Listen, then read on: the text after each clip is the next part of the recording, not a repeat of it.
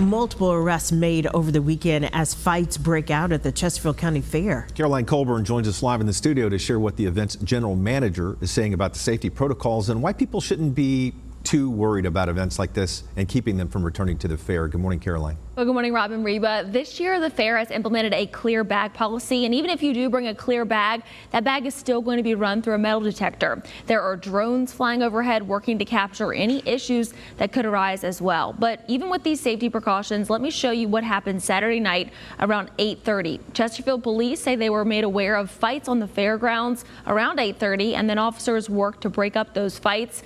Then when fair gates closed at 9 o'clock as scheduled, members of the crowd outside of the gates became upset and wanted to force their way in. So officials decided to close the fair early for the evening. And when those crowds reached the parking lots, police say that's when multiple fights broke out and officers deployed pepper spray to stop the fighting. Now, according to Chesterfield police, EMS crews treated 13 people for injuries.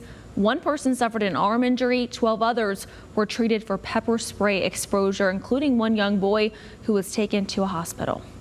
We were having a great day. Fine, just wonderful. Weather was great, great crowd, great events going on throughout here. And then you have groups that want to come in and just disrupt.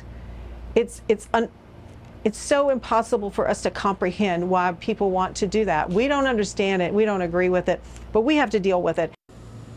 This morning, 2 men are facing firearm charges in addition to several other charges for the fighting that occurred. Meanwhile, this year, you can opt in for emergency alerts from the fair by texting Chesterfield Fair to 888-777. That's Chesterfield Fair to 888-777. You will be notified in case of an early closure related to weather or what happened Saturday. Rob.